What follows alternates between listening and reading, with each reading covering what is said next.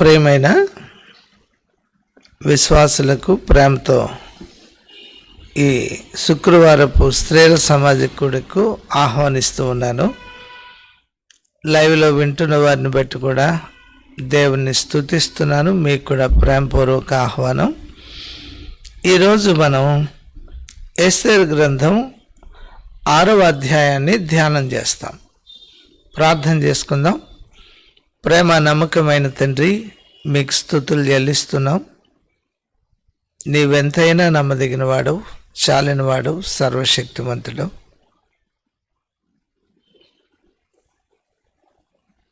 ఈ దినపు వాక్య భాగాన్ని మా వినికిడిలో ఆశీర్వాదకరంగా ఉంచండి.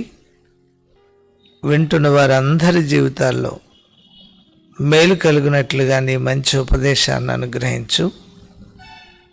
ఇందులో ఆత్మీయ పాఠాన్ని మాకు బోధపరచు. మేము నీ సారూప్యతలోనికి మలచబడినట్లుగా నీ కార్యాన్ని జరిగించమని యేసునామంలో ప్రార్థిస్తున్నాం తండ్రి, ఆమేన్. ఎస్తేరు గ్రంథం 6వ అధ్యాయం 4వ వచనాన్ని చదువుతాను. అప్పుడు ఆవరణంలో ఎవరో ఉన్నారని రాజు చెప్పాను. అప్పటికి హామాను తాను చేయించిన ఉరికొయ్య మీద మొర్దెకైని ఉరితీయింపు సెలవిమ్మని రాజుతో మనవి చేయుటకై రాజనగర యొక్క ఆవరణములోనికి వచ్చి ఉండెను. రాజసేవకులు, ఏలినవాడ చిత్తగించుము, హామాను ఆవరణంలో నిలువబడి ఉన్నాడని రాజుతో చెప్పగా రాజు అతని రానీయుడని సెలవిచ్చినందున హామాను లోపలికి వచ్చెను. రాజు ఘనపరచని అపేక్షించువానికి ఏమి చేయవలనని రాజు అతన్ని అడుగగా హామాను, నన్నుగాక మరి ఎవరిని రాజు ఘనపరచని అపేక్షించునని తనలో తాను అనుకుని రాజుతో ఇట్లనెను, రాజు ఘనపరచని అపేక్షించువానికి చేయదగినదేమనగా రాజు ధరించుకొని రాజవస్త్రములను, రాజు ఎక్కు గుర్రమును, రాజు తన తల మీద ఉంచుకుని రాజు కిరీటమును ఒకడు తీసుకుని రాగా ఘనులైన రాజు యొక్క అధిపతులలో ఒకడు ఆ వస్త్రములను, గుర్రమును పట్టుకొని రాజు ఘనపరచని అపేక్షించువానికి ఆ వస్త్రములను ధరింపజేసి ఆ గుర్రం మీద అతను ఎక్కించి రాజవీధిలో అతను నడిపించుచు రాజు ఘనపరచని అపేక్షించువానికి ఈ ప్రకారముగా చేయదగినని అతని ముందర చాటింపవలెను. అందుకు రాజు, నీవు చెప్పిన ప్రకారమే శీఘ్రముగా ఆ వస్త్రములను, గుర్రమును తీసుకొని రాజు గుమ్మమునద్ద కూర్చుని ఉన్న యూదుడైన మొర్దెకైకి అలాగుననే చేయము.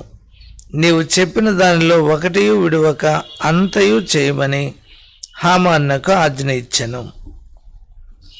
చదవబడిన ఈ లేఖనాలు మనం గమనిస్తే హామాను మొర్దెకైను మాత్రమే చంపడం అల్పకార్యం అనుకున్నాడు. యూదులందరినీ సంహరించాలి అనుకున్నాడు. అంటే తమకు శత్రువులు అనిపిస్తున్న యూదులు శాసము లేకుండా నశింపైపోవాలి అన్న ఆలోచనలో ఉన్నాడు. ఒకటి, దేవుని పిల్లలకు హాని తలపెడితే ఆ హాని వారి మీదకు వస్తుంది. దేవుని పిల్లల్ని కాపాడేది దేవుడు. యూదులు దేవుని చేత పిలువబడిన అబ్రహాము సంతానం. దేవుడు ఏర్పరచుకున్న వంశం అది. ఆయన నా సొత్తు, నా ప్రజలు అన్నారు. వాళ్ళందరినీ నశింపు చేయాలి అన్నది అపవాది యొక్క ఆలోచన. దేవుని పిల్లలైన ఆదాము, అవ్వలను పాడు చేసి దేవునికి ఇష్టం కాని కార్యాలు చేయించి దేవుని నుంచి వారిని దూరం చేసిన వాడు అపవాది. వాడి పని ఎప్పుడు దేవుని పిల్లలు దేవునికి దూరం అవ్వాలి, దేవుని పిల్లలకు హాని చేయాలి. ఇది వాడి ఆలోచన. ఇలాంటి ఆలోచనకి హామాను సహకారి, అపవాదికి సహకారి. వీరు మోషే ఆ రోజు ఇశ్రాయేలీయులను ఐగుప్తు నుంచి నడిపిస్తున్నప్పుడు మార్గ మధ్యములో వారికి ఎదురుగా నిలబడిన వారు, హాని తలపెట్టిన వారు. అందుకే దేవుడు అమాలేకీయులతో ఎనటెన్నటికి యుద్ధం అన్నాడు. ఈ సంగతి లేఖనాలు ఎరిగిన ఎస్తేరుకు తెలుసు, మొర్దెకైకి తెలుసు, యూదులకు తెలుసు. అందుకే గత ఎపిసోడ్లో రాజు రాజ్యంలో నీకు సగం కావాలా అని ఎస్తేరుని అడిగినప్పుడు అవేమీ ఆమె కోరుకోలేదు. నేను చేయించిన విందుకు రండి, రేపు నేను మీరు చెప్పినట్టుగా చెబుతానంది. ఇప్పుడు తెల్లవారింది. హామాను చాలా హెచ్చింపుతో ఆ రోజు వెళ్ళాడు ఇంటికి. భార్యతో, స్నేహితులతో చెప్పాడు. రాజు తనను హెచ్చించిన విధానం, రాణిగారు విందుకు పిలిచిన విధానం చెప్పాడు. చెప్పి ఆ మొర్దెకై బ్రతికున్నంతకాలం నాకు సుఖం లేదన్నాడు, ప్రయోజనం లేదన్నాడు. అందుకే వాళ్ళు చెప్పారు, 50 మూరల ఉరికొయ్య తయారు చేయించు, రేపు రాజుగారి దగ్గరికి వెళ్ళినప్పుడు మొర్దెకైని సంహరించడానికి, ఉరి తీయడానికి పర్మిషన్ తెచ్చుకో, ఉరి తీసేద్దు కానీ నీవు సంతోషంగా వెళ్ళి విందులో కూర్చోవచ్చని. పాపం హామాన్ యొక్క ప్రణాళిక ఏమిటంటే, ఈరోజు రాజుగారి దగ్గర మొర్దెకైని ఉరి తీయడానికి అనుమతి తీసుకోవడం, అతన్ని ఉరి తీసేయడం, రాణిగారు పిలిచిన విందుకు వెళ్ళి విందులో పాల్గొనడం, ఇది అతని ప్లాన్. అయితే జరిగిన సంగతి మారిపోయింది. ఆ విందుకు వెళ్ళొచ్చిన రాజుగారికి రాత్రి నిద్ర లేదు. రాజ సమాచార గ్రంథం రప్పించాడు, చదవండి అన్నాడు. చదువుతుంటే ద్వారపాలకులైన బిక్తాను, తెరెషు అనేవాళ్ళు రాజుగారిని చంప ఆలోచన కలిగి ఉండగా అది మొర్దెకై తెలిపినట్టుగా వ్రాయబడింది. వెంటనే రాజుగారు అడిగారు, అతనికి ఏమిచ్చారు? ఏమన్నా ఘనపరిచారా? బహుమతి ఇచ్చారా? ఏమి ఇవ్వలేదు సార్, ఏమి ఇవ్వలేదు అనుకున్నాడు. ఈలోగా హామాన్ రానే వచ్చాడు. ఆ చప్పుడైంది. ఆ చప్పుడైనప్పుడు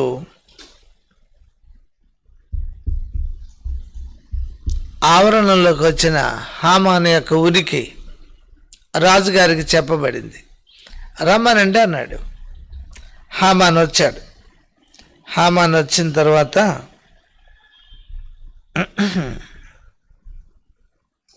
ఇప్పుడు రాజుగారు హామాన్ని అడుగుతున్నారు.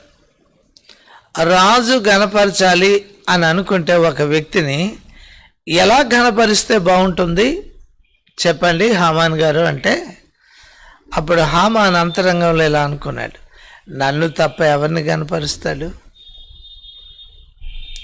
నా సింహాసనాన్ని లేదా నా సీట్, నా స్థితిని ఇంత ఉన్నతమైన స్థాయికి తెచ్చినవాడు రాజు.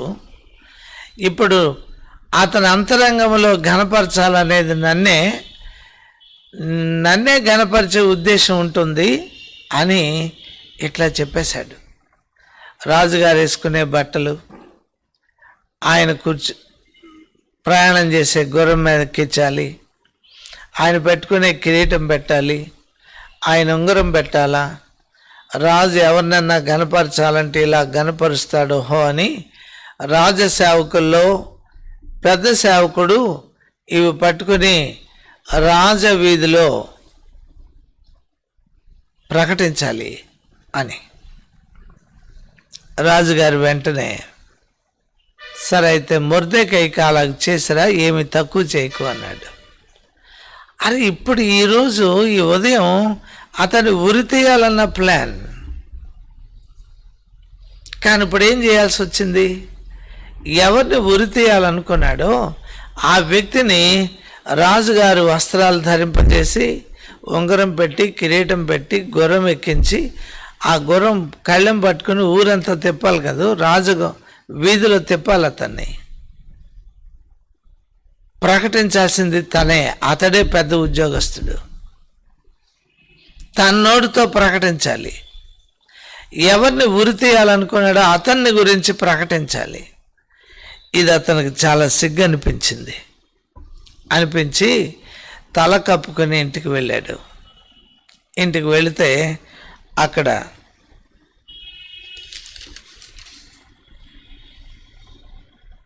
ఇంటికి వెళ్ళి 13వ వచనం, హామాను తనకు సంభవించినదంతయు తన భార్య అయిన జెరెషుకును తన స్నేహితులందరికీ తెలుపగా అతని యొద్దనున్న జ్ఞానులను అతని భార్య అయిన జెరెషును, ఎవని చేత నీకు అధికార నష్టం కలుగుచున్నదో ఆ మొర్దెకై యూదుల వంశపు వాడైన ఎడల అతని మీద నీకు జయము కలుగదు, అతని చేత అవశ్యముగా చెడిపోదు అని అతనితో అనిరి. ఇదేంటిది? నిన్న చెప్పిన సలహా ఏమిటి? నిన్న చెప్పిన సలహా 50 మూరల వరకు తయారు చేయించు, ఉరికొయ్య, అతని మీద నువ్వు వేలాడి తీసేద్ది కానీ సంతోషంగా విందుకు వెళ్ళేది కానీ ఇప్పుడు ఒకప్పుడు తాను చెప్పుకున్నవేమిటి?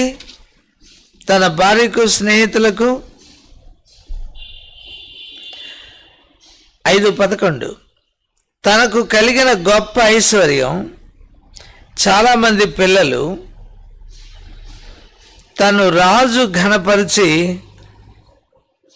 ఎలా పెద్దగా చేశాడో, ఇవి రాణి విందుకు పిలిచిన పిలుపు, ఈ 4 ఉన్నతమైనవి చెప్పుకున్నాడు. కానీ ఈరోజు ఏం చెప్తున్నాడు? తను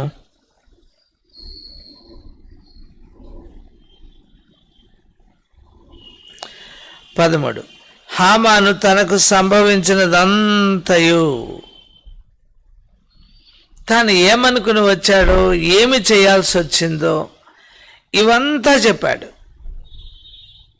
ఇప్పుడు చావు కబురు చల్లగా చెప్పారు వాళ్ళు. అతడు ఆ మొర్దెకై యూదా వంశపు వాడైతే నీకు జయము కలగదు. ఇదేంటిది?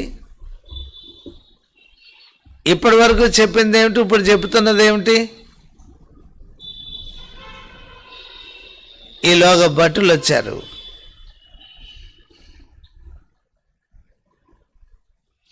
ఎస్తేరు చేయించిన విందుకు రావాలి అని ఆహ్వానం. ఆ దుఃఖముఖంతో ఉన్నవాడు పాపం ఏదో ముఖం కడుక్కొని పైకి సంతోషంగా ఉన్నట్టుగా వచ్చి ఉండాలి. కానీ ఇప్పటి వరకు జరిగింది ఒకలా, ఇప్పుడు జరిగేది మరోలా. దేవుని ప్రేమించే వారికి, అనగా ఆయన సంకల్పము చొప్పున పిలువబడిన వారికి, అబ్రహాము అతని సంతతి దేవుని చేత పిలువబడినవారు. అబ్రహాము దేవుని ప్రేమించినవాడు. మేలు కలుగటకే సమస్తము సమకూడి జరుగుచున్నవి. అబ్రహాము వంశస్థులకు తెలుసు, తమకు సంభవించేది ఏది జరుగుతున్నా అది మేలే చేస్తుందని. కీడు జరుగుతుంది అని చాలామంది అనుకుంటారు, కానీ అది మేలే జరుగుతూ వచ్చింది. మనము చేయవలసిన మేలు మనం చేయాలి. ఎవరు మనకి కీడు తలపెట్టినా, అంటే దేవుని చేత పిలువబడిన మనకు ఎవరైనా కీడు తలపెడితే అది వారికే నష్టం. దేవుని శాపం వారి మీద ఉంటుంది.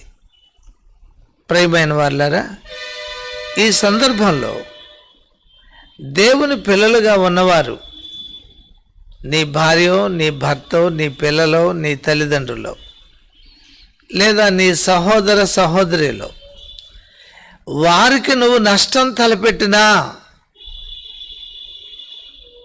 నీవు శాపం క్రిందకి వస్తున్నావు అన్న విషయాన్ని మర్చిపోకూడదు. ఈరోజు క్రైస్తవ సంఘాల్లో, సంస్థల్లో, కుటుంబాల్లో ధనాపేక్ష చోటు చేసుకుని ఒకరికి ఒకరు కీడు చేయడం, అన్యాయం చేయడం ఆరంభించారు. ఇది తమకు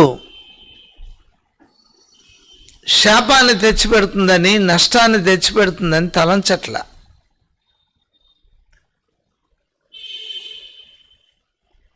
సౌలు దావీదుకు హాని తలపెట్టినవాడు.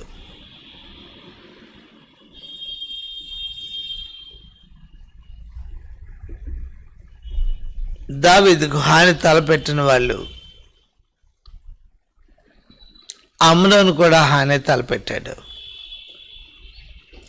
అబ్షాలోము హాని తలపెట్టాడు.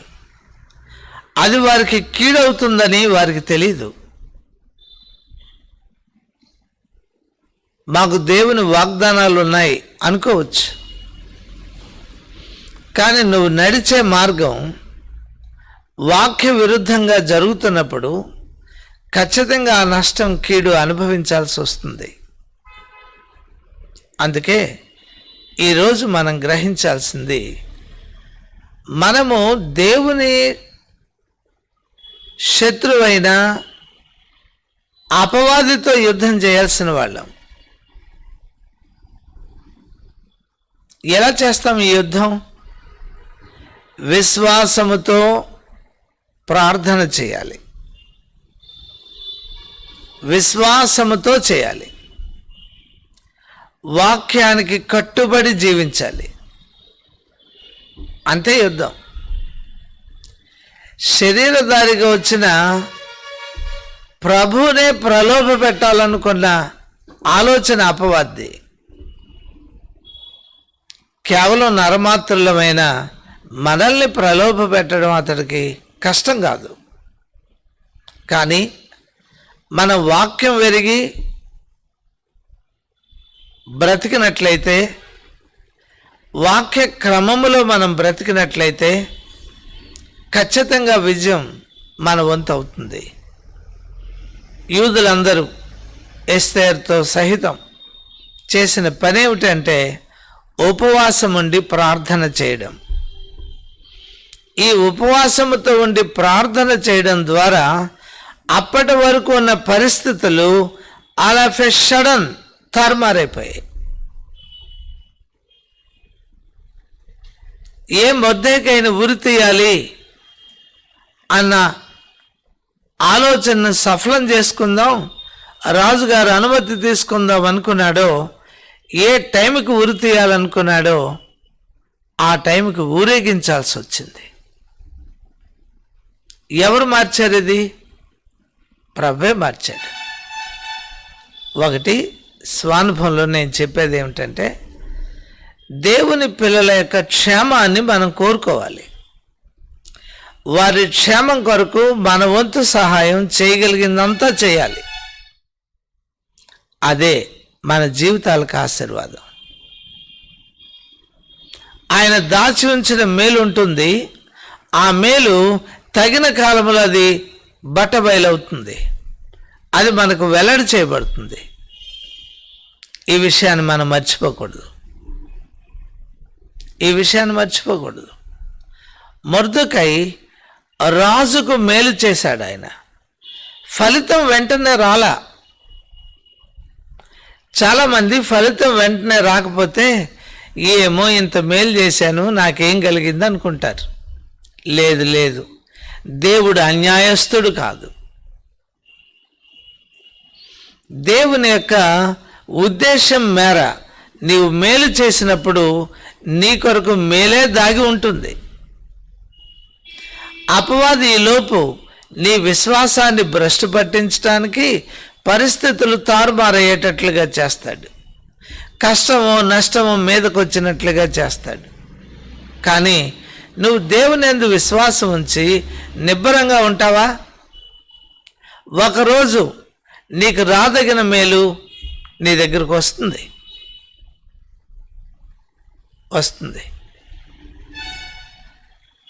ఆ మేలే ఏమిటయ్యా అంటే, ఈవేళ శత్రువే నిన్ను ఎలా కనపరచాలో తనకు తెలియకుండానే తానే చెప్పాడు. నిన్ను ఉరి తీయాలనుకున్న వాడే నిన్ను ఊరేగించాల్సి వస్తుంది. పాపం హామాను ఎప్పుడు అలా ఆలోచించలే. మొర్దెకై ఈ మేలు గురించి ఆలోచించలే. మొర్దెకైకి ప్రాణం కాపాడబడుతుంది, ఇంతలా నన్ను ఊరేగిస్తారు అని మొర్దెకై ఆలోచించలే. హామాను నేనే మొర్దెకైని ఊరేగించాల్సి వస్తుందని హామాను కూడా అనుకోలే. దేవుడు చేసే కార్యాలు అగమ్యం, అగోచరం, అనూహ్యం. అవి మన ఊహకు అందవు. ప్రియమైన వాళ్ళారా, మనము మన ప్రవర్తనను పరిశీలన చేసుకుందాం. మన నడవడికలు పరిశీలన చేసుకుందాం. వాక్యానికి సరిపోతున్నాయా? మన మాటలు పరిశీలన చేసుకుందాం. వాక్యానికి సరిపోతున్నాయా? సరిపోతే నీకు మేలే దాగి ఉంటుంది. ఎన్ని కీడులలో నుంచి నువ్వు ప్రయాణం చేస్తున్నా ఆయన నిన్ను తప్పించి ఒకరోజు మేలు నీకు ఆయన అందించబోతున్నాడు. యోసేపు మేలే చేస్తూ వచ్చాడు. కరువు కాలంలో వచ్చిన అన్నలకు ఆహారం ఇచ్చాడు, మేలే చేశాడు. నేను మిమ్మల్ని పోషిస్తాను అన్నాడు. ఎంత గొప్ప సంగతి!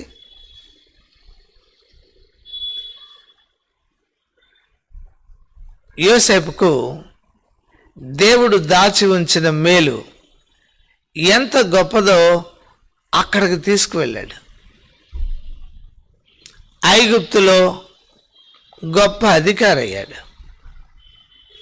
ప్రియమైన వాళ్ళరా, దేవుని పిల్లలకు మనం మేలు చేయాలి. వాళ్ళు మనకి కీడు చేసినా మనం మేలే చేయాలి. గుర్తుపెట్టుకోండి, ఎవరు మనకి కీడు చేసినా వారు మనల్ని అర్జించినప్పుడు మేలే చేయాలి. లోతు శ్రేష్టమైన ప్రాంతాన్ని ఎన్నుకుని వెళ్ళిపోయాడు. పచ్చగా ఉంది. అబ్రహాం మనసులో ఏమి నొప్పి చెందల.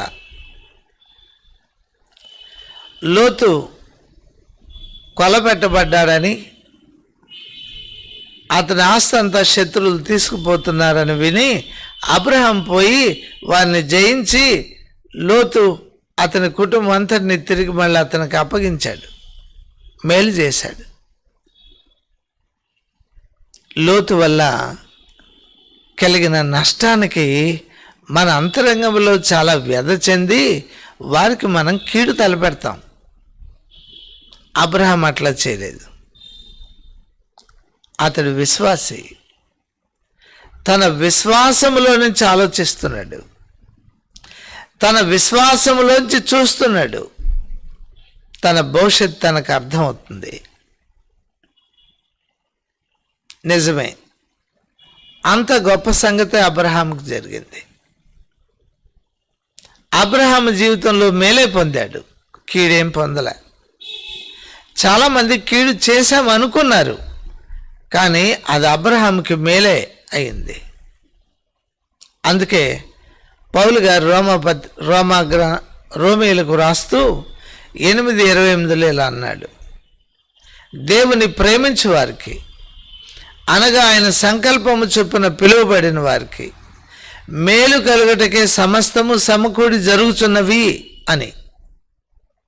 మొర్దెకై జీవితంలో, ఎస్తేరు జీవితంలో, యూదుల జీవితాల్లో మేలు కొరకే జరిగాయి. అమాలేకీయులను నాశనం చేసే పని రాజుగా అభిషేకించబడిన సౌలుకు అప్పగించబడింది. కానీ అతడు ఆ పని చేయలే. సామాన్యమైన మొర్దెకై చేతికి ఇప్పుడు ఆ పని వచ్చింది. మొర్దెకై విధేయుడు, అందుకే ఆ పని చేయగలిగాడు. ప్రియమైన వాళ్ళారా, దేవుని పని చేయడానికి నీ స్థాయి అక్కర్లా, నీ తాలూకు సామర్థ్యాలు అక్కర్లా, విధేయత ఉంటే చాలు. దేవునికి విధేయులు దేవుని కార్యాలు చేయగలరు. ఘనులు తిరగబడి మానేస్తే చేయడం, ఆయన సామాన్యులతో ఆ పని చేయించుకున్నాడు. ఎంత ఆశ్చర్యం! అందుకే ఈరోజు మనం దాన్ని గమనిక చేయాలి.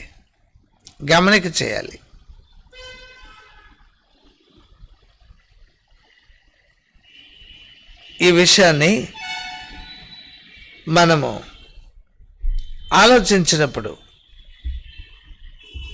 ఎంత ఆశ్చర్యం వేస్తుందో. మొర్దెకైను చంపడానికి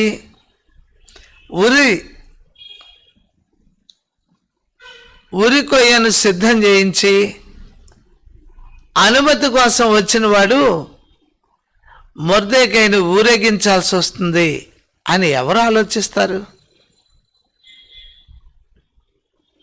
ఇంత క్షణకాలములో ఎంతగా ఆయన తారుబారు చేశాడు. ఆయన ఇలాంటి దేవుని శక్తిని ఎవరు వర్ణించగలరు? ఎవరు ఊహించగలరు? ఆలోచించండి. మొర్దెకై చేసిన మేలుకి ప్రాణం తీయబడడానికి సిద్ధమవుతున్న కాలంలో మేలు కలుగుతుంది అని మొర్దెకై ఆలోచనకు అందుతుందా? లేదా ఇలా మారుతుందని హామానికైనా తెలుస్తుందా?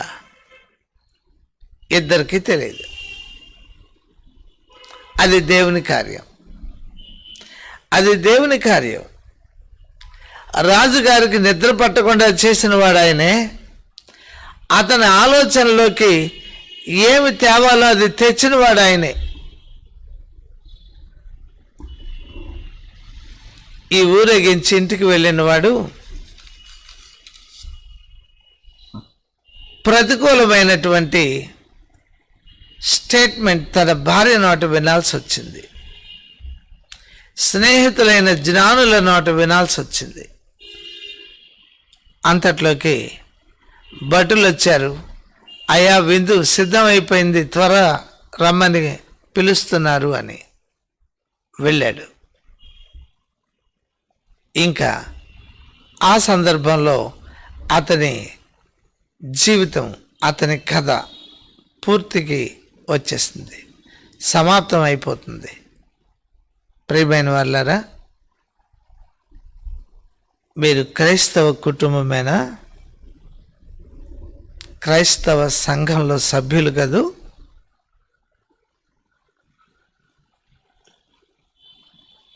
మీరు మీ కుటుంబీకులకు హాని తలపెట్టారా? విశ్వాసులకి నష్టం చేయడానికి ఆలోచించారా? సంఘంలో ఉండి తోటి విశ్వాసుల ఎడల మీరు వ్యతిరేకంగా ప్రవర్తిస్తున్నారా? అనుమానం లేదు, మీకు శిక్ష, నష్టం సిద్ధం చేయబడుతుంది దేవుని వద్ద. ఒకరోజు ఆ చేదును మనము కొయ్యాల్సి వస్తుంది. ఇప్పుడే నీకు కీడు చేసిన వారికి కూడా మేలు చేయడానికి ఆలోచించు. ఎవరికి కీడు చేయడానికి ఆలోచించొద్దు, మేలే చేయండి. దేవుని ఎదుట నమ్మకంగా ఉండండి. మీకు ఎన్ని కీడులు వాటిల్లినా ఒకరోజు మిమ్మల్ని ఉన్నత స్థానంలో ఉంచేవాడు ప్రభువే.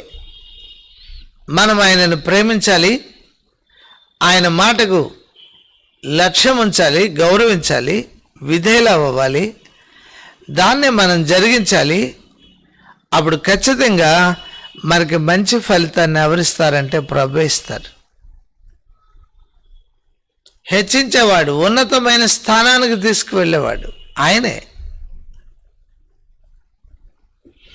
మనుషులు ఎవరు మనకు మేలు చేసినా అది తాత్కాలికమైంది. దేవుడు చేస్తున్న మేలు శాశ్వతమైంది. అబ్రహాం అతని సంతానానికి దేవుడు శాశ్వతమైన మేలు చేశారు. ఎందరో వారి ఎడల కీడు తలపెట్టారు,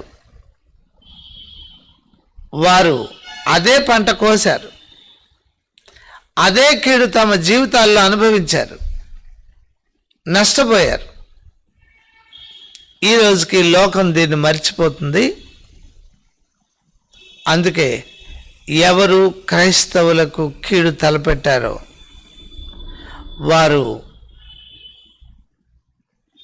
కోసిన పంట నష్టమే, అది కష్టమే. ఎవరు మేలు చేశారో వారికి మేలు చేయబడింది. చరిత్రలో రాహాబు వేగుల వారిని దాచిపెట్టి వారికి మేలు చేసి ఆమె తన కుటుంబం అంతా రక్షించబడడానికి కారణమైంది. హాని తలపెట్టిన వారి మీదకి హాని వచ్చింది, మేలు చేసిన వారి మీదకి మేలు వచ్చింది. ఇది సత్యం, ఎప్పటికీ సత్యం. అందుకే మనం ఏం చేయాలి? మేలే చేయాలి, మేలే చేయాలి. మనం హాని తలపెట్టకూడదు. దేవుని పిల్లలకు మరి ముఖ్యంగా మేలు చేయాలి. అది లేఖనం. అలాగ చేద్దాం, మనం మేలు పొందుదాం, దేవుని ప్రేమిద్దాం, ఆయన పిలుపులో నిలిచి ఉందాం.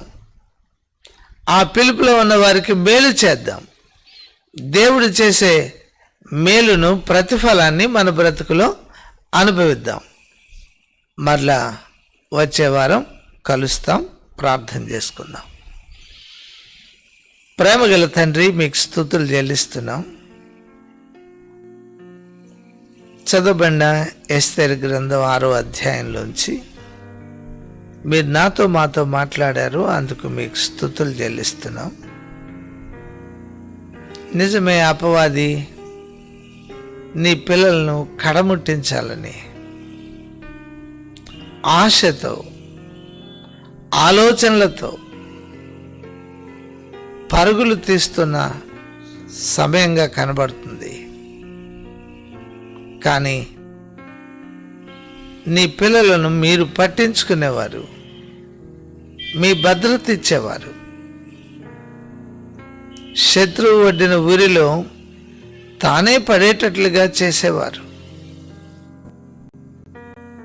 లోకానికి ఇది తెలియదు. నీ పిల్లలు మేము ఎరుగుదాం గనుక విశ్వాసంతో నమ్మకంగా బ్రతకడానికి కృప చూపండి. నిన్ను ప్రేమిస్తూ నీ పిలుపులో నిలిచి ఉండి మాకు ఏమి సంభవిస్తున్నా మేలు కొరకే సంభవిస్తున్నాయన్న గ్రహింపు కలిగి విశ్వాసముతో కొనసాగే కృపనేమో, మేలును అనుభవించే బాధ్యతనేమో. ఈ మాటలు విన్న వారందరి జీవితాల్లో కార్యాన్ని చేయండి.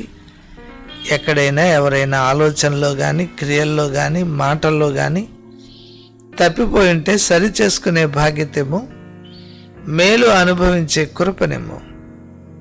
మహిమ, ఘనత, ప్రభావాలు మీకు ఆరోపిస్తూ యేసునామంలో ప్రార్థిస్తున్నాం తండ్రి, ఆమెన్. తండ్రి అయిన దేవుని ప్రేమ, ప్రభు రక్షకుడైన యేసుక్రీస్తు వారి కృప, పరిశుద్ధాత్మ దేవుని అన్యోన్య సహవాసము మనందరికి తోడుగా ఉండునుగాక, ఆమెన్. Praise the lord. మరలా వచ్చే వారం ఇదే సమయానికి కలుసుకుందాం. సెలవు.